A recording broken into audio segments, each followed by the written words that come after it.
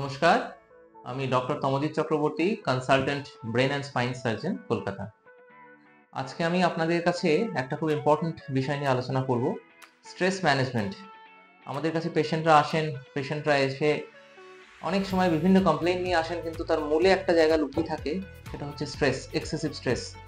সেই স্ট্রেস হতে পারে পারিবারিক স্ট্রেস, বা হতে পারে সামাজিক স্ট্রেস, বা হতে পারে কাজের জায়গায় স্ট্রেস, বা হতে পারে অন্যান্য যে কোনো কারণেই হোক একটা ফাইন্যান্সিয়াল স্ট্রেস।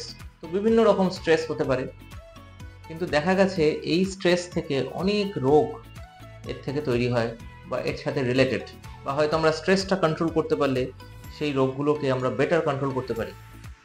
তো সেই কারণে আজকে আমি আপনাদের কাছে এসেছি, ভিডিওটা করছি স্ট্রেস ম্যানেজমেন্টের বিষয়ে, যে এই স্ট্রেস আমরা কি করে ম্যানেজ করতে পারি। দেখুন, এখানে আমরা খুব সিম্পল একটা ফর্মুলা আমরা যেটা বলি স্ট্রেস ম্যানেজমেন্টের day to day stress handle করার জন্য, সেটা আমরা বলি 5A, মানে 5টা এ আমরা যদি করি, that is a very good way to manage your stress. তার মধ্যে প্রথম এ যেটা আছে, দ্যাট ইজ অ্যাভয়েড। তো আমরা কি অ্যাভয়েড করতে পারি? আমাদের সময় বিভিন্ন রকম সার্কামস্ট্যান্সেস, বিভিন্ন রকম পরিস্থিতি তৈরি হয়, যে পরিস্থিতিগুলো হয়তো আমরা একটু ভাবলে বা আমরা হয়তো সেই পরিস্থিতিগুলো নিয়ে একটু আগে থেকে চিন্তা করলে সেটা আমরা অ্যাভয়েড করতে পারতাম। যেমন ধরুন একটা এক্সাম্পল, আমার আজকে দিনে 5টা কাজ আছে। এই 5টা কাজের মধ্যে আমি যদি সকালবেলা উঠে তাকে একটা প্রায়োরিটাইজ করে নিই, যে কোন কাজটা আমাকে সকালে করলে ভালো, কোনটা আমাকে দুপুরের মধ্যে শেষ করতে হবে, বা কোনটা বিকালে করলেও হবে, এই প্রায়োরিটি যদি আমরা করে রাখি, দেখা গেল আমরা বিকালের কাজটা সকালে করলাম, কিন্তু যেটা দুপুর 12টায় শেষ করতে হবে, আমার 11:30টার সময় মনে পড়লো এই কাজটা করতে হবে। তো এটা একটা আননেসেসারি স্ট্রেস লেভেল আমাদের বাড়িয়ে দেয়। তো এটা একটা খুব ইম্পর্টেন্ট জিনিস, যে আমরা ওই সিচুয়েশনটাকে অ্যাভয়েড করলাম, আমরা একটা নতুন সিচুয়েশন তৈরি করলাম, যেখানে আমরা আমার কাজগুলোকে একটা লিস্ট করে একটা প্রায়োরিটাইজ করে নিলাম, যে সকালে উঠে আমি কি করব, দুপুরে কি করব, বিকেলে কি করব, এবং সন্ধ্যাবেলা কি করব। তো এটা একটা ইম্পর্টেন্ট রাস্তা বা ওয়ে এই স্ট্রেস ম্যানেজমেন্টের জন্য। সেকেন্ড একটা উপায় হচ্ছে অল্টারেশন। অল্টারেশন বলতে কি বোঝা যায়? Alteration of the situation. মানে কিরকম ব্যাপার সেটা? মানে ধরুন, আমার আজকে একটা মিটিং আছে, আমার মিটিং এর পরে সেকেন্ড মিটিংটা আছে 1 ঘন্টা পরে, কিন্তু আমি যদি দেখি যে আমার সেকেন্ড মিটিংটা যেখানে হবে সেই জায়গাটা আমি যেখানে বসে আজকে এখন বসে আছি তার থেকে 2 ঘন্টা দূরে, তাহলে আমি সেটা কিভাবে করব?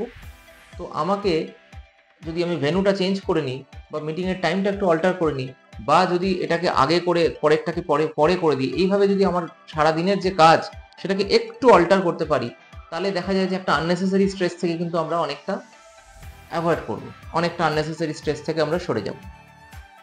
থার্ড ইম্পর্টেন্ট পয়েন্ট হচ্ছে অ্যাডাপ্টেবিলিটি। কারণ আমাদের চারিপাশের সিচুয়েশন প্রতিদিন চেঞ্জ হচ্ছে।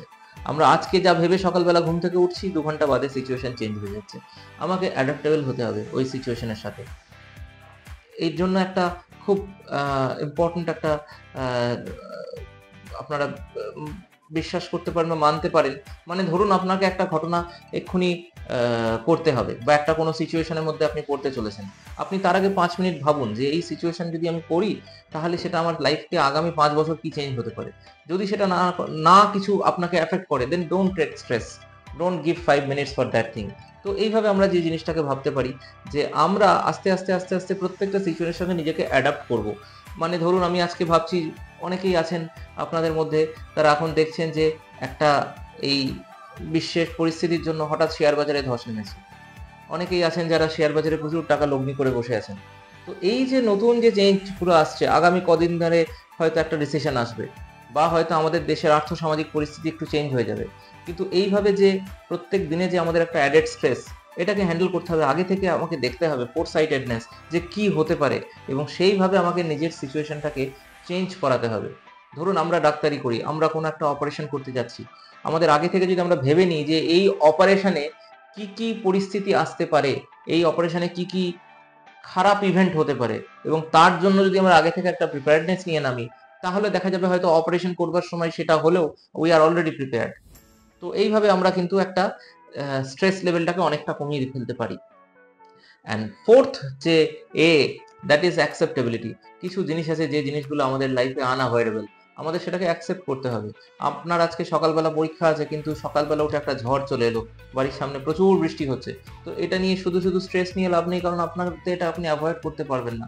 আপনাকে কোথাও যেতে হবে, সকালবেলা একটা বন্ধ হয়ে গেল, কোথাও ট্রেন ক্যান্সেল হয়ে গেল, এই যে আনঅ্যাভয়েডেবল সার্কামস্টেন্সেস যেটা আপনার হাতে নেই বা কারোর হাতেই নেই, সেটা নিয়ে অযথা স্ট্রেস না নিয়ে সেটাকে অ্যাকসেপ্ট করে নেওয়াটাই মনে হয় একটা বুদ্ধিমানের কাজ। এবং ফিফথ, যেটা সবচেয়ে ইম্পর্টেন্ট কিন্তু আমরা লাস্টে বলছি, সেটা হচ্ছে অ্যাক্টিভিটি। অ্যাক্টিভিটি মানে কিসের? অ্যাক্টিভিটি মানে হচ্ছে আপনার you have to have a healthy life. আপনার ব্রেনকে অ্যাক্টিভ থাকতে হবে, আপনার বডি পার্টস অ্যাক্টিভ থাকতে হবে, আপনার মাসেলস অ্যাক্টিভ থাকতে হবে, আপনার একটা হেলদি লাইফস্টাইল থাকতে হবে, আপনাকে সারাদিনে অ্যাক্টিভ থাকতে হবে। ফলে কি হবে, এই ধরনের যে সমস্ত আনঅ্যাভয়েডেবল সার্কামস্টেন্সেস বা হঠাৎ করে তৈরি হওয়া যে স্ট্রেস, যেটা আমাদের লাইফে খুব একটা এমন একটা পরিস্থিতি তৈরি করে, একটা এম্বারাসিং মোমেন্ট, একটা এমন পরিস্থিতি যেখানে আমরা হয়তো আগে থেকে ভেবে আসিনি, সেটাকে আমরা অ্যাভয়েড করতে পারবো। তো এই জিনিসটা হচ্ছে খুব ইম্পর্টেন্ট, যে অ্যাক্টিভ থাকতে হবে। তাহলে এই 5টা এ কি হলো? আমরা যে জিনিসটা অ্যাভয়েডেবল তাকে আমাকে অ্যাভয়েড করতে হবে, যেটাকে আমরা অল্টার করতে পারি আমার মতো করে তাকে অল্টার করতে হবে, যেটাকে আমাকে অ্যাডাপ্ট করার দরকার সেই রকম ভাবে সিচুয়েশনের সঙ্গে আমাকে অ্যাডাপ্ট করে নিতে হবে।